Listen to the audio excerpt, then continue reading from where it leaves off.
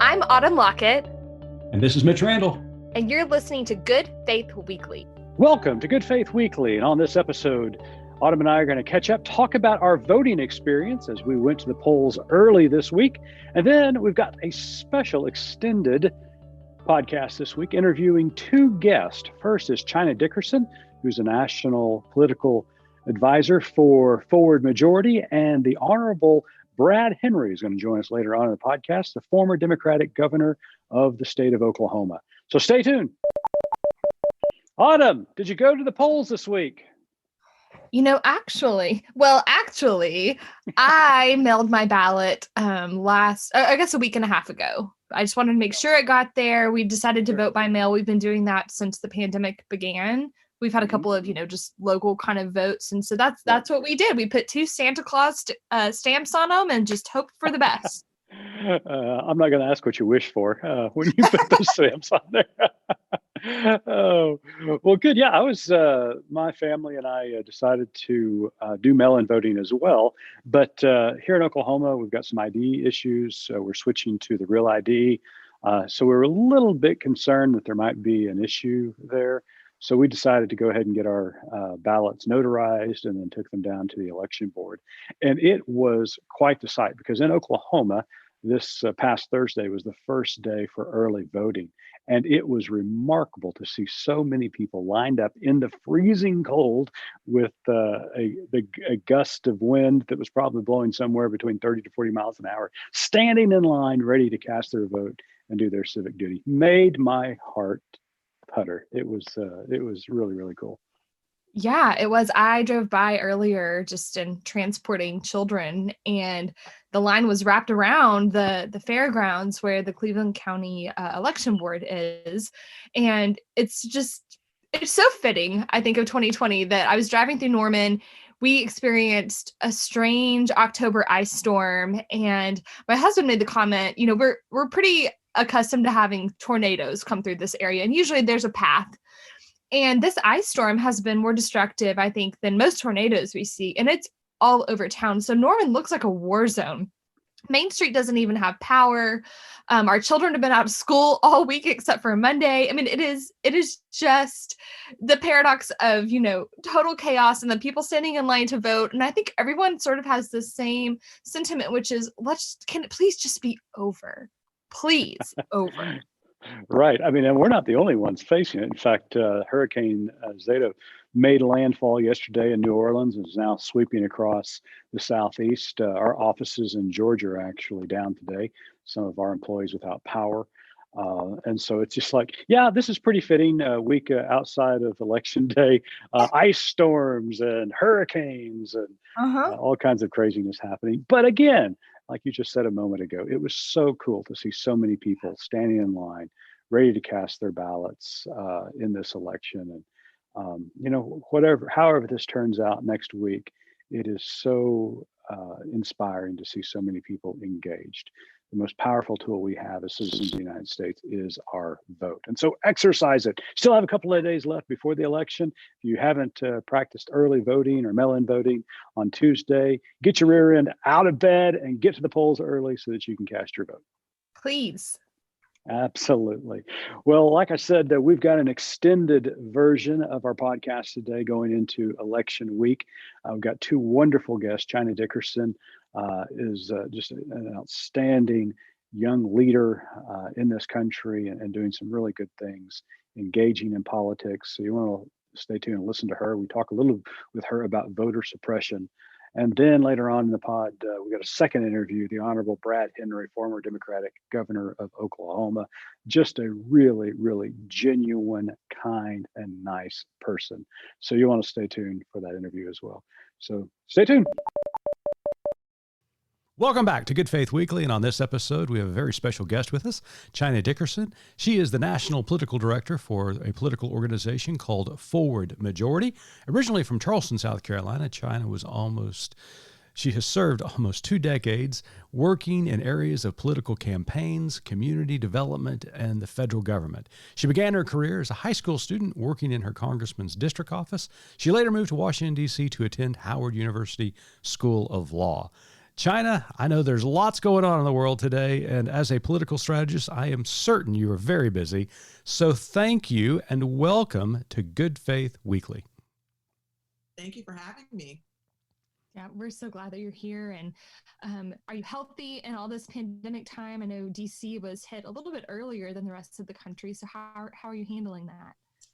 Yeah, things are good on my end. There's a lot going on in the country in addition to the pandemic, including an election. Yeah, right. We just had another young Black guy interacting with the police. What was that, yesterday, day before yesterday? So there's just a lot of things going on, but I haven't had, my brother got COVID a while ago, but he's young and strong.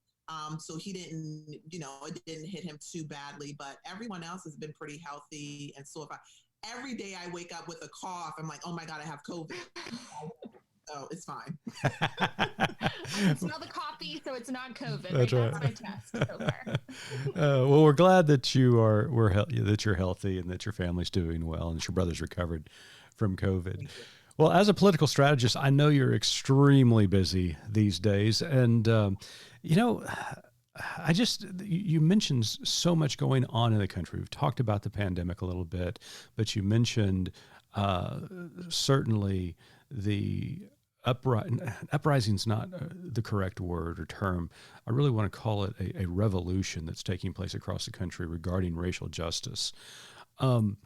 Is it just me, or are there so many issues and topics at play in this election cycle, more so than there ever has been? And they're like life-altering issues that people are grappling with.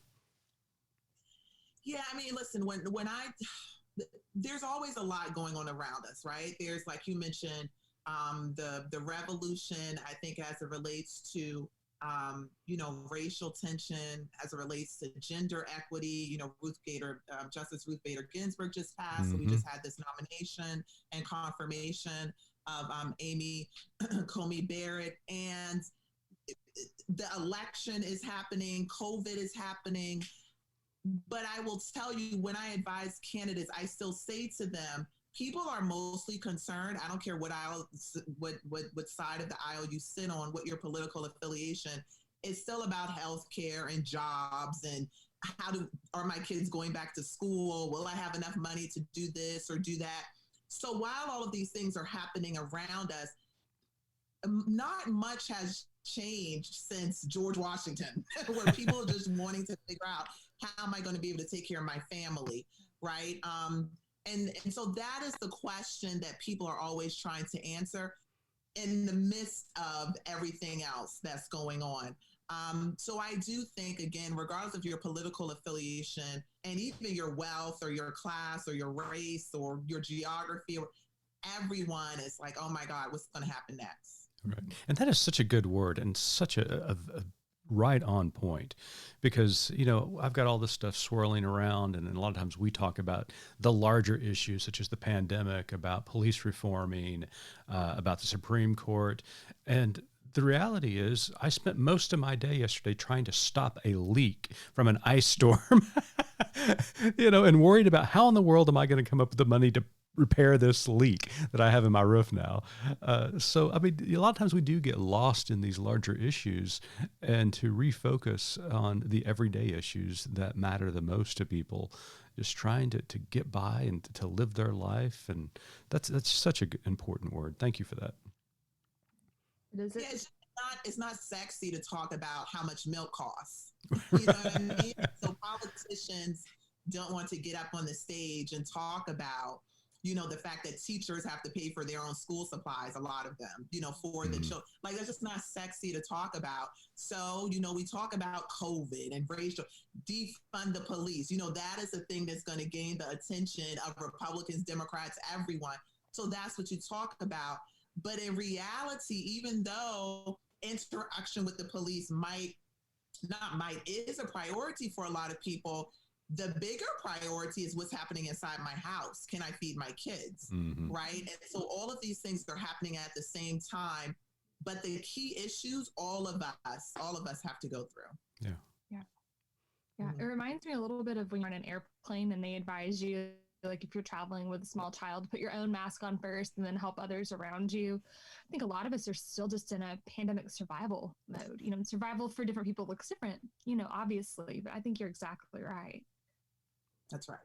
So speaking of the pandemic, we are entering the third wave, fifth wave, seventh wave. I don't know. It just seems of like the wave waves. never really stopped, to be quite honest with you. We're at the baseball game at this point, right? White House Chief of Staff Mark Meadows admitted this week the administration has given up on trying to control the virus. But then I've also seen a headline that they also defeated the virus. Oh, so that's why they've given up, because they defeated it. I didn't realize that. They defeated it. So instead, they're now focusing on controlling the distribution of the vaccine. What went wrong, China, with the management of this pandemic? And do you think the pandemic will affect the election and voter turnout? Well, let me answer your second question first, because I think that's easier. I think it will not. Well, let me put it this way. I thought it would, but we are now seeing the numbers of votes being casted, and I don't know what's going to happen on election day, but it is already, for example, in Texas, more people have voted already in Texas than the total number of people who voted for Trump in 2016 in Texas. So already more people have voted. And that's just in one state. So I think in North Carolina, the number is now 3 times as many people have voted than at this same day last in 2016. So folks are really getting out the vote. So my answer to your second question is no, it has impacted. Again, I thought it would have, but we're already seeing larger numbers than we did years prior. What went wrong? Listen, I think, and I'll just be transparent, I'm a Democrat. Mm-hmm. But if I am to be fair, which I try to be, nothing like this has happened since whenever the flu was back in 1901 or whenever that we the Spanish flu that we compared this to a lot of times, but nothing has happened in recent history like this. Yeah. And if I'm honest, I am not sure even how a Democrat would have handled it, right? Mm-hmm. The word on the street is that the Obama administration had already been planning for something like this to happen. This had a sort of contingency plan, but this is something that you can't really control, right? Because people, as we know now, they're going to do what they want to do. They're going to wear their mask, not going to wear their mask. It's we live in a country of you can kind of do what you want to do, right? Right. But I do think what could be happening that is different is from the outset, setting the tone and the culture, right? So you as a leader, whether it be president of the United States, governor, mayor, whatever your leadership position is, you always wearing your mask and you always adhering to the policies or the recommendations of the CDC. That, I think, is the biggest thing that could have been done differently. But as far as like shutting things down, when do we shut it down? And with the logistics of it, I'm not sure any one of us would have known exactly what to do, because this has just been such a different thing than any of us have experienced. Yeah. In our city, we have a mayor who is, she's a Democrat. She's young. She's pretty forward thinking. And she was pretty out there in the beginning and was wearing her mask. We shut down. A lot of communities around us who are more rural did not. And I mean, her family was receiving death threats. It was not good. Like, I agree with you that I don't know that there was a win for leadership right now. But you talking about leading by example with, public health recommendations for yourself, that makes a lot of sense. Yeah. I mean, I think that's the thing we all can say, if we have children or if we, are role models or mentors, and I can't say that I won't make mistakes, but what I can do is do the best that I can and set an example. And I think that's the only thing that could have been different about how things were handled. Yeah. I think you're completely right. I mean, I think we have never seen anything like this before. It is unprecedented. And no matter if there would have been a Democratic president in the White House, this was uncharted waters for many of us. Yeah. But at the same time, you look at what's going across the country, and you kind of put your finger on the notion that personal responsibility goes a long way in this country. We have freedom, but we also have responsibility with that freedom. And what is infuriating to us has been this strident resistance to wear a mask when we know for a fact that a mask can help prevent the spread of COVID-19.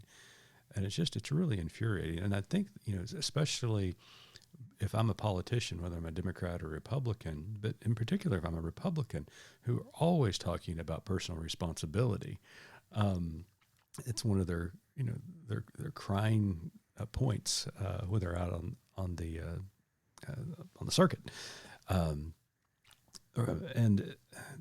they're not. They're talking about personal responsibility, but they're not telling them to wear a mask. They say it, but it's kind of with a wink and a smile kind of a thing, and then they're not mimicking it. Yeah, it's almost like I don't have children, but it seems to me the response like the children would have, right? Like if you tell them to do, if you mandate, mm-hmm. which I think as a politician is likely the way to go. But if you mandate something, if you make something a rule, then people are going to seek to rebel, right? Mm-hmm. Particularly people who feel like the government shouldn't tell me what to do. I should be able to do what I want to do, right? And that's why I mentioned the kind of playing some psychological trickery where you do the thing, right? And you hope that people will follow along. You set the example. Again, this is why I go back to it's a very difficult balance beam to walk. But I think the biggest issue is that our representatives, our leaders, they're not doing the things, right? You show up at rallies and you do like that's just not a good example. So you mandate don't attend events that are larger than 50 people, but then you attend those events. It's very hypocritical. Mm-hmm. And so there has to be a level of personal responsibility even for our elected officials, and they're not doing what the CDC has recommended. So you can't expect your constituents to, Sure, absolutely. And because of that, a public health issue has become very politically polarizing. I can go to the grocery store and tell by the way someone's wearing a mask / if they're wearing a mask, likely how they're going to vote. Yeah. It's, again, I think it's the child in all of us. It's like, oh, dad told us to do something, so we're not going to do it.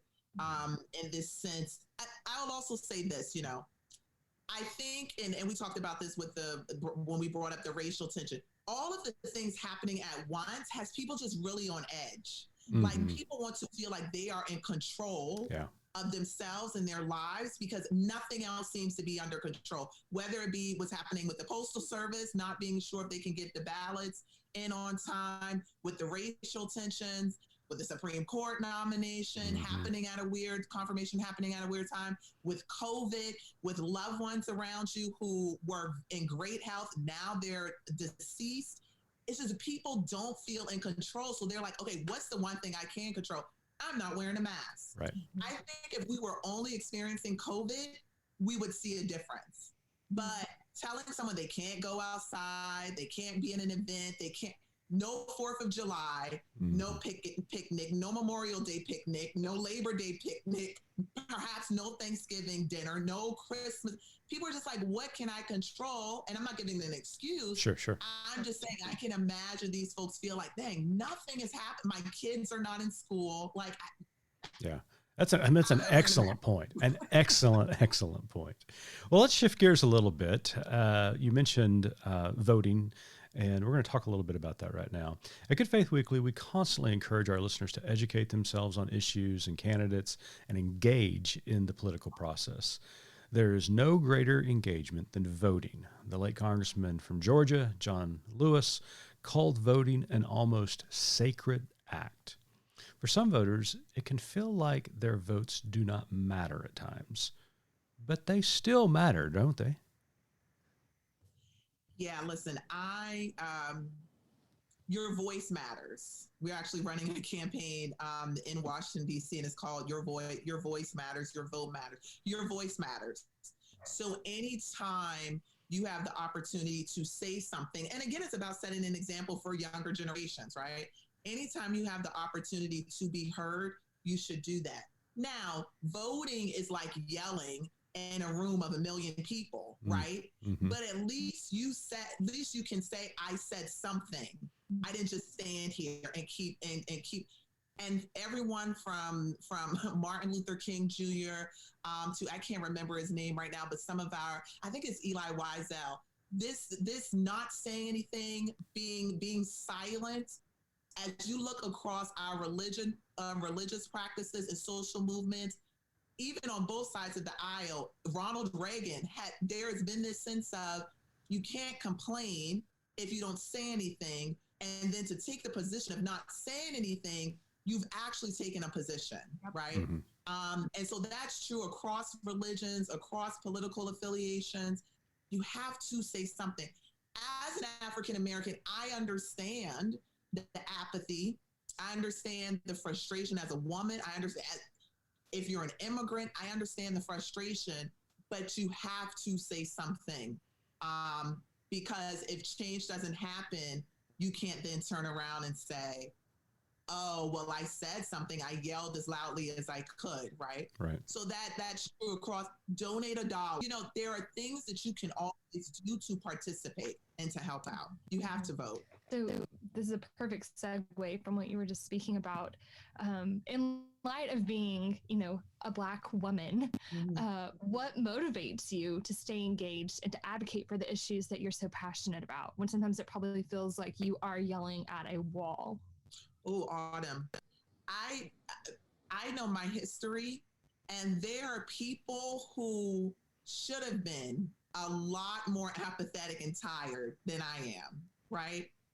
And so when you know what your people have been through, I just can't. I tell people all the time, if it's a text message or, yeah, there's a lot of things going on, but I can't complain. How can I complain? I can't complain. I know what other people have gone through for me to be in the position, even though we're not as far as I would like us to be, we are clearly, even if an inch further than we were, right?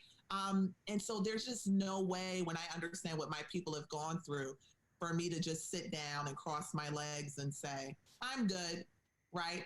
I am in this position that I am. I think financially I am super blessed, right? And listen, if Jesus could die on the cross, we know what he went through. That's exactly right. What am I complaining about? I can't complain. Right. I have to keep surging forward and doing the best I can. Well, and it's not for me, for my children, for future generations, right? Right. One of the big issues in this election cycle has been the potential of voter suppression. From Georgia to Texas, attempts to make voting more difficult seem to be underway. The president has even gone recruiting supporters to show up at polling places, which seems to be a clear voter intimidation tactic. Do you think the president and his supporters are intentionally engaging in voter suppression and intimidation? And if so, why are they doing that? I think that voter suppression is systematic. I think what they are intentionally doing, I would say more is like voter intimidation. I don't know if as an individual, you are intentionally saying, I don't want these people to vote. What you are doing is saying more so vote this way, right? Like you should not be voting Democrat. You should not be voting Republican. You should go in the other direction, right?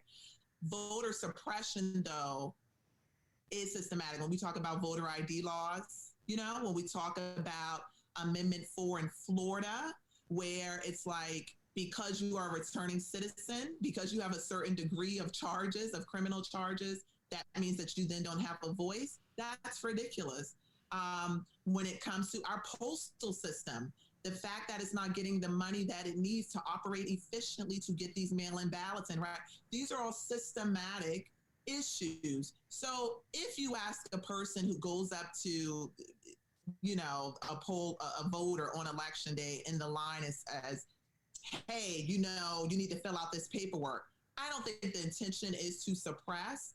I do think the intention is to persuade them to go in one direction or the other. But I am recognizing, or I'm glad that you recognize, and that we should recognize, that the systematic issue is actually the bigger issue, not the everyday, right? Those issues. It's the systematic, because if we don't get these things out of the system, then the everyday won't even it won't matter. Right. Sure. So the election is just days away now, China, and hopefully by this time next week, we will have some indication who's won their state races, their national races, as well as who the next president might be. We still, I'm not sure. yeah, we still may not, but at some point we will. Yeah. So whoever the next president is, whether that is President Trump or Vice President Biden, give us some hope. What's going to happen after this election? Because at some point we got to come back together and deal with some very, very serious issues. I think now here's the thing I think a lot of people don't talk about. Regardless of if Trump wins or Biden wins, this will be their last time, right? Mm-hmm. Trump is coming up on a term limit. So if he wins, this is his second term, so he can't run again. Biden is very unlikely because of his age and health and other reasons that he'll run for a second term, right? So they don't, outside of their moral compass, right, have any reason to do all of the great things because they're not going to run again, right? So it's not like they'll have to answer to the people as it relates to being reelected. However, as it has happened with most social movements in the private sector as well, I think we as the people will start to be better to each other. I don't think we will start to be as better as I would like us to be. But I think what we are seeing from what is happening is that we can't necessarily give the entire ball to our elected officials and say, fix it. Mm-hmm. Everyone has a lane. We have our elected officials. We have activists who burn down buildings. We have the private sector that helps with the economy and keep it going. So I think we have to do the work. We can't just rely 100% on our elected officials. A good example, when the looting and the protesting and the rioting and the whatever you call it started happening because of George Floyd, the CEO of Target sent an email and he said, my stores have insurance. This is not right. What do you need, folks? If you need water, if you need to take off from work, whatever we need to do to make sure that justice happens, then that's what we're going to do. He then, I think a month later or so, decided that Juneteenth would be a federal holiday. Mm-hmm. So you would be able, for his store, so not a federal holiday, I'm sorry, a holiday for his store. So you would be able to take off a paid holiday. You would be able to take off as an employee and not be dinged, right? Mm-hmm. So that's the private sector doing the work. Yep. The private sector deciding to have more, not just diverse, but inclusive boards, because just to have a Black person or a brown person or more women, whoever on your board, doesn't mean that they will be heard. So you have to also be inclusive. So I'm just using those examples to say we can't put everything in the hands of the elected officials. We all have work to do. I love that. So. Well, China, before we let you go, Autumn has one final question for you that we ask all of our wonderful guests. So, Autumn, take it away. So our motto at Good Faith Media is there's more to tell. So in light of everything we've discussed today, China, what is your more to tell? We live in a world, in a country where we've always figured it out. I keep bringing up my race and my gender because it's important, because we all see the world in this country through a different lens, right? We all have unique experiences. But what I will tell you is that regardless of where you come from or what you look like, your sexual orientation, whether you like chocolate ice cream, prefer that to vanilla ice cream. I do not like chocolate ice cream. I prefer strawberry ice cream. But regardless of your preference in ice cream, I'll go all the way back to the beginning. We all go through the same things. We all are concerned about ourselves, our children, our family, and we always figure it out. We always get better. So I know that the times are rough right now, but I encourage everyone to figure out a way to participate, to help someone, because helping someone will come back to you and your family and our future generations. So just let's be good to each other and we'll see movement and get closer to justice. Well, there you have it, folks. China Dickerson, National Political Director for Forward Majority. You are wise, wise, wise. Thank you so much for being a guest here at Good Faith Weekly. Welcome back to Good Faith Weekly. And on this episode, we have a very, very special guest with us today, the Honorable Brad Henry. Governor Henry is a former two-term governor in Oklahoma. He was elected in 2003 and served until 2011. He is the last Democrat to hold that office in the Sooner State. He graduated from the University of Oklahoma College of Law in 1988 and served as its managing editor of their law review. He hails from Shawnee, Oklahoma, and is married to his wonderful wife, Kim. They have 3 daughters and how many grandchildren now? We have 1 and 1 on the way. 1 and 1 on the way. Well, congratulations. Right. Governor Henry, welcome to Good Faith Weekly. Thank you very much, Mitch. And Autumn, nice to meet you. It's a real pleasure to be here. One of the things, Brad, we're asking all of our guests, obviously we have been in this pandemic for now 7 months. It's hard to believe. But we just want to begin the conversation as we begin every interview, just checking on you, your family, everybody healthy. You had to battle COVID, or any of your family members had to battle COVID? Well, thank you very much for asking. Yes, right now, everyone in my family is healthy. My oldest daughter, Leah, actually tested positive for COVID-19 back in April. Mm-hmm. And Kim and I, she lives in an apartment here in Oklahoma City. And so Kim and I went and got her and brought her to our house and isolated her on the second floor. And she was pretty sick for about 10 or 12 days, never close to going to the hospital. But I just knew that Kim and I were going to come down with COVID. And we've been tested a number of times shortly after that and since. And we haven't. So good. I think it just goes to show if you practice the appropriate precautions, you can avoid the disease, even if you have someone in your house that has it. So what you're saying, you haven't thrown any at the Rose Garden, unmasked and stuff like that. You're saying that's probably not an appropriate reaction.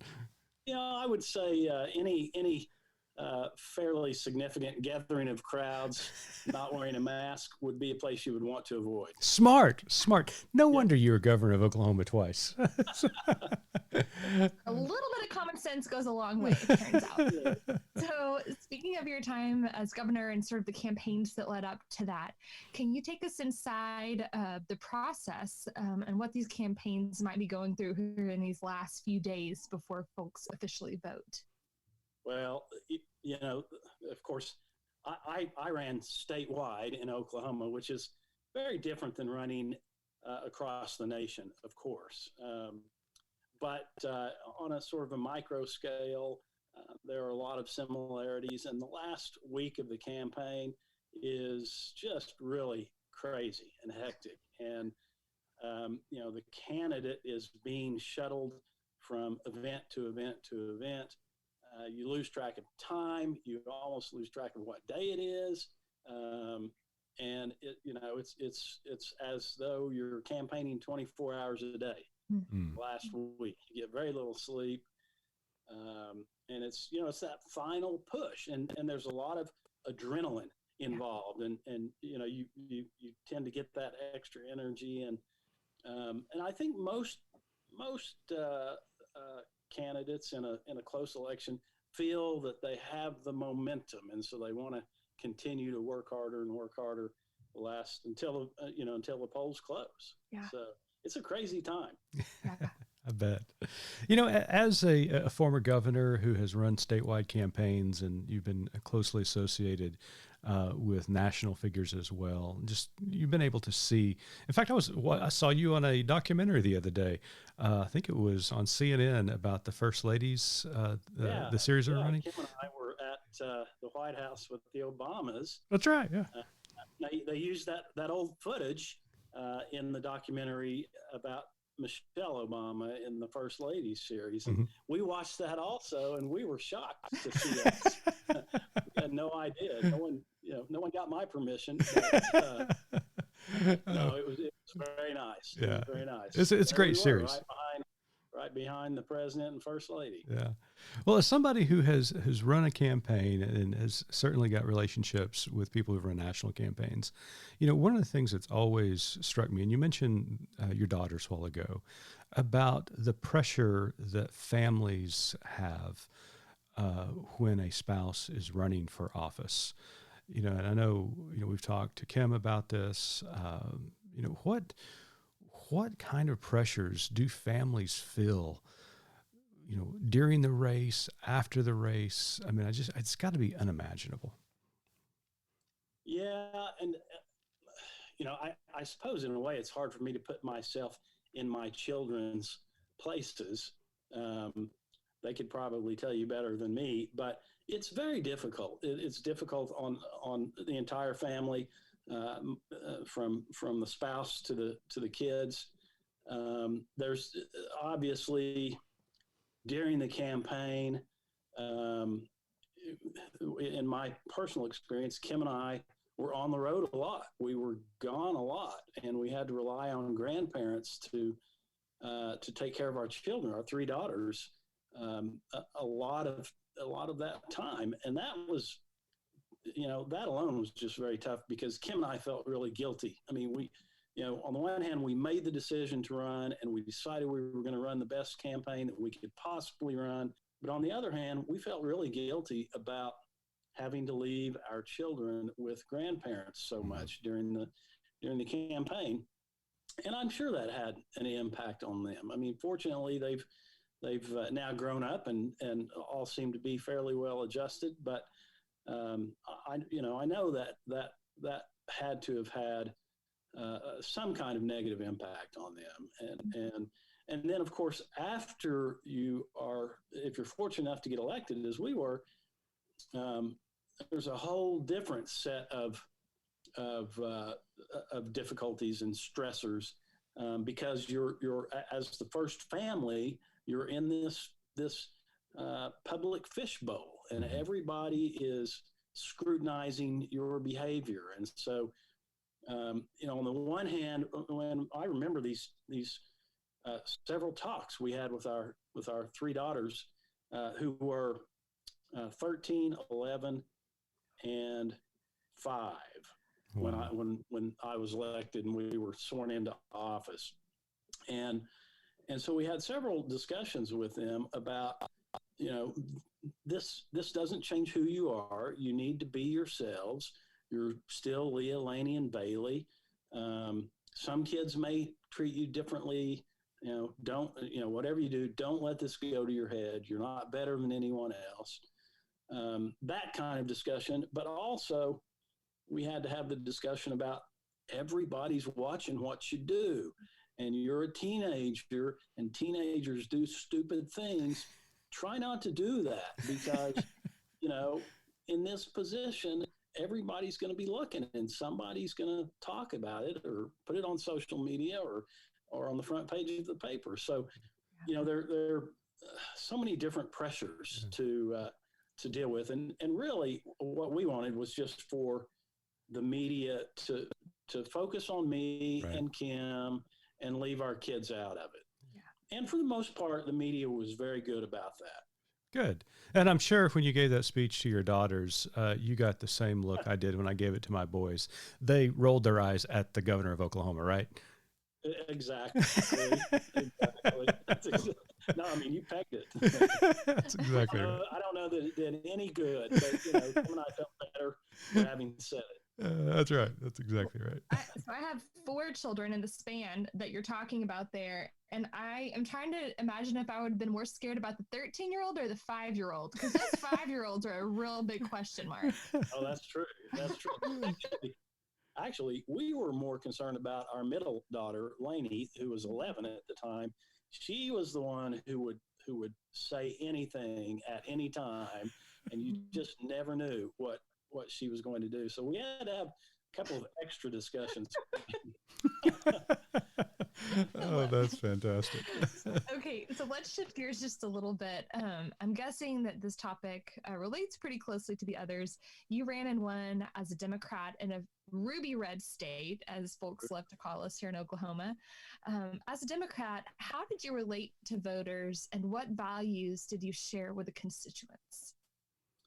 You know, I believe in Oklahoma as in other states, whether they're dark red states or dark blue states, that the, by and large, the voters aren't partisan. They may be registered with one party or another, but they're not, they're not bitter partisans. And and voters want someone that they can relate to, someone that they trust. Um, and and some people, have that ability, and others just don't. And you can see it in some of these national races. Um, Going back to Bush, Bush W, and and Gore back in 2000, the election that went on and on and on. George W. Bush was, he was just more of a people's person than Al Gore, who was a little more robotic. Same thing in Bush's reelection. John Kerry was a good candidate, a smart guy, but just, he was he came off as kind of an elitist. And that's just a couple of examples. They abound throughout history. But I think voters want to be able to look at the candidate and say, I like that person. I can relate to that person. I trust that person. And that's, that's I think that's why I won. I think the voters, even in a very red state, and I took on the 800-pound political gorilla who had been pretty much anointed the next governor. I was very much the long shot, but I brought this young family. I mean, my family really lifted me up. My wife and my 3 daughters, they really carried me on their shoulders during this campaign. And my kids starred in ad. I mean, they made ads, and my strategy was just to be true to myself. So I wanted to show the voters that, first of all, I was a family man of faith, and second, that I was all about education. Education. I was the education candidate, and frankly, the post-election polling indicated that my Republican opponent and I were pretty close on most of the issues. On the economy, he was a few points ahead of me. On healthcare, I was a few points ahead of him. But when it came to education, I outpaced him by 34 percentage points in the post-election polling. And I think those were the factors that led to my victory. Yeah. Now, you mentioned, and again, I think it's about the voters. It's about the people. They don't necessarily want a bitter partisan. They want somebody that they can trust and that they can relate to. And I think that's important. And that should dictate how you behave after you're elected, which sometimes it doesn't. Sometimes people act very differently when they're seeking election than they do after they get elected. And Governor, I want to just say amen, amen, amen to what you're saying. And I wholeheartedly agree. Likability and connecting with constituents on a very personal and human level. But we still have Trump. And this is an anomaly to me because even his supporters don't really like him. In fact, Mitch, I have to interrupt really quick because I was raised in a very conservative household. My parents were very protective. And back in 2015, mid 2015, I asked my parents, I said, if I was friends with one of Trump's daughters, would you let me go to their house to stay the night? Would you trust me as, a child, a teenager around their family? Sure. And they said no. And then they voted for him. Right. It doesn't make any sense. Is it an anomaly, Brad? I mean, what? I've heard both of our United States senators in Oklahoma are Republican, and I've heard at least one of them say, I wouldn't want my children to listen to our president Right. Mm-hmm. and to see how he acts and to see how he behaves. But I still support him because of his policies or whatever. And, I just don't get it. Frankly, I have always prided myself in being a very good judge of character and understanding others. I mean, I think that's why I was successful as governor, because I reached out to Democrats and Republicans. I wanted everybody's opinion. I realized nobody has a monopoly, no party has a monopoly on all of the good ideas. And it just made sense to me. It just absolutely made sense to me that we would work together and build consensus and do not what's best for a party or amassing power for a particular party, but do what's best for the people. And I just see that lacking in our current president, frankly. I mean, I'll just call it what it is. But I've always prided myself in being able to sort of look at you and understand your perspective. I get where you're coming from. I may not agree with you. I may think you're absolutely wrong in your perspective, but I can understand it. And with this president, I cannot understand where his supporters are coming. I don't understand, frankly. Right. I don't want to start calling names, but disregard all of the moral and ethical issues surrounding this president, because they are plentiful, and we could spend all day talking about them. But I think he's just dangerous, in that he has attacked the rule of law in the United States. He has attacked the very founding principles of our democracy, and he stoked up a division. I mean, we were already divided when he was elected in this country, right. But it's just gotten worse under his leadership. And unless we turn this ship around pretty soon, I think we're headed for really difficult times in the United States. Yeah. And so I don't really understand where the Trump supporters come from. My view is, given all of his faults, that, whatever it is, if you like him because he names conservative Supreme Court justices, or if you like him because you generally agree with his economic policies, I think you have to sell your soul to the devil to be for him, so to speak. Right. I mean, especially as a Christian, I don't understand. This guy does not practice in any form or fashion my understanding of Christian values. Yeah. And so how a professed Christian could say, I support this man, to me means you're going to say, okay, I'm just going to overlook all these terrible things that he's done because I like the conservative Supreme Court justices that he'll name, or I like his economic policies.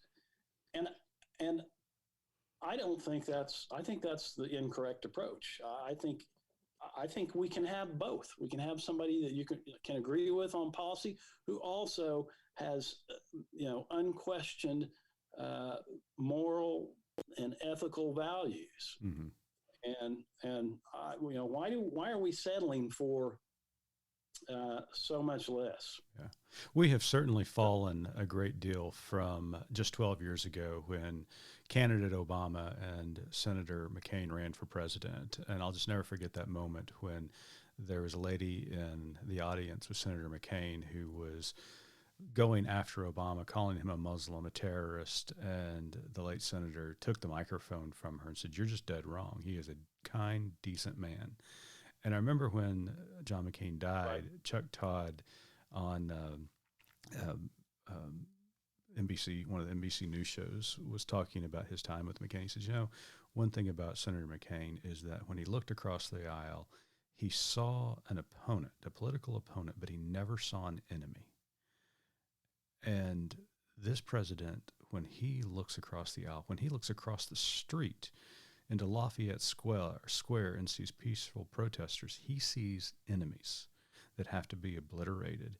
And you mentioned, the president's brand of Christianity that does not seem to be on display at all, but it was on display that moment. That epitomized to me what he thinks about faith, that he could use tactics and use the United States military and law enforcement to clear peaceful protesters, gas them, shoot rubber bullets at them, to clear a square so he could walk over to a church, hold up a Bible for a photo op. It is all a facade. And when I think of, fundamentalist Christians who support him, when they will, quietly say, yeah, we don't like his language, we don't like his tweets, but he does appoint all these judges. And so he is God's chosen person, to be in this place. It just drives me bonkers. And so I'm getting to a question, believe it or not, because you and I were on a trip together in West Africa to Ghana. It was a great, amazing trip. Kim came along with us. But we were talking one night at the dinner table, and you talked about the difficulty you had as governor after being elected, that some of your harshest critics were Christians. And as a person of faith, that really hurt you. Can you kind of talk us through that a little bit? I mean, Christians can be really mean to other Christians. Well, that's true. That's true. And very, very judgmental. I reached out to the Muslim community. They actually reached out to me, and I reached back and said, I would be happy to sit down and visit with you. And so we had this meeting, and they came from all across the state. These were doctors and lawyers and engineers and architects. They were all professionals, school teachers. They came from Oklahoma City and Tulsa and all around the state of Oklahoma. Probably 150 of them came to this meeting, and they said that we feel like we are second-class citizens. Even though I'm a doctor in the largest hospital in the state, I still feel like from our government, we are not being acknowledged. And I said, let's change that. Let's change that. What can we do? And they had a couple of suggestions. And so this was in my first year in office, and I established an iftar dinner during Ramadan, and we invited the Muslim community from all across the state. We had, it was kind of an interfaith gathering, actually. I mean, we had, Christians, Jews, and Muslims, and we brought faith leaders from each of those faiths to bring a message at the iftar dinner. And I did that all 8 years I was in office. I also established a governor's advisory committee so that they had kind of an official prominent role. Well, believe it or not, some of the very worst hate mail, that's the only way I can describe it, that I received came from, I'm a Baptist, came from Baptist preachers in Oklahoma. And I won't even describe what some of them said. Oh, I can't imagine. It was very, very hurtful. And, I wasn't promoting Islam. I wasn't taking a political stance or a religious stance. I was trying to be inclusive. I was bringing all of the faith leaders together. Be a governor of the entire people of the state of Oklahoma, and just not a few. Right. Not just the governor of Democrats. Right. And some Democrats I wouldn't want to know. I'm kidding, but yeah, that was, you're right. And by the way, that was a wonderful, wonderful trip to Africa. And that was such a moving experience. And I really appreciate you including me. Yeah, absolutely. It's interesting, this kind of line of questioning that we're going down. A lot of my more conservative friends who are people of faith really struggle with the idea that a Christian can be a Democrat. Have you heard that criticism? And how can you be a Christian and registered Democrat at the same time? Some people feel like that is just mutually exclusive. Yeah. Well, I just think that's the most ridiculous assertion I've ever heard. I mean, my goodness, I know. I mean, to say that you can't be a Christian and registered Democrat is, it's just false. It's just false. Sure. Most of the Democrats that I know are good Christians. And do you think, Brad, do you think in those instances when those criticisms are leveled, because we're still hearing it today, you can't vote for Joe Biden and be a Christian. Do you think in many of those cases, those individuals and groups have replaced their theology with a political ideology? They no longer let the scriptures guide their conscience. They let their political ideology guide their conscience and then try to use the Bible to justify those political ideologies. Yeah, I do think so, because, you can't be a Christian and a Democrat is a political talking point that Republicans have espoused for some time. And it's just wrong. I mean, the most upstanding moral Christian president we've ever had in the history of our country, I would dare say, was Jimmy Carter, who at 96 years old or however old he is, he's getting close to 100, is still out, building houses for Habitat for Humanity. He was, he was an upstanding, moral and ethical leader. And I wish we had more people like that.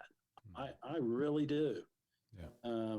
I am just astonished at our current president and the falsehoods that he tells. I mean, I think he's pathological. I'm not even sure he realizes that he's not telling the truth. Right.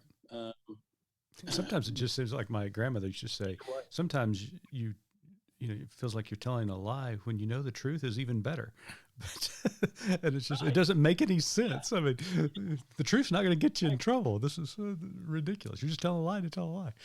So, Governor, thank you so much for being on the pod today. We know that you're a busy guy and got a lot going on in your world. But before we let you go, Autumn's got one last question that she wants to ask, and you'll be glad to know it's not going to be ask who you're voting for or who you think's going to win the election. What you think? No, I'm just kidding. Our tagline at Good Faith Media is "There's more to tell." So, in light of everything we've talked about, and with the election on the horizon, what is your more to tell? All the experts tell us that we are not likely to know who the next president of the United States will be on election night, November 3rd. And that's because of so many absentee mail-in ballots due to the pandemic, and because some states have extended the time period for counting those ballots to a number of days after the election, like up to 72 hours after the election, if they're postmarked by election day. And so the experts don't think that we'll know, and we may not know. We may very well not know. But my little tidbit here is that watch Florida. Florida understands how to handle mass mail-in ballots because they have a large senior population. They've got a very good system. They will likely have all of their votes counted. They can start counting the votes, not tabulating, not posting results, but feeding them into the machines as they come in. So most of the mail-in ballots will be counted by election night. So we should know the results of Florida on election night. And if Joe Biden wins Florida, even if Pennsylvania and Michigan and Wisconsin and all these other battleground states are out and we don't know the results, if Joe Biden wins Florida, you can pretty much count on him winning the election. There's virtually no path to victory for Trump without Florida. So you heard it here first. Watch Florida on election night, and see how that turns out. So, Governor, thank you so much for spending your day with us. The Honorable Brad Henry, former Governor of Oklahoma. It has been a pure joy. Thanks for being on the pod today. It has been a great pleasure as well on this end.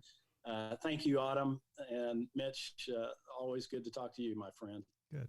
Thank you so much for tuning in this week. Next week, we will be back, and we will either have a new president or President Trump will have won the election. So we'll find out next week. Until then, remember, keep living good faith.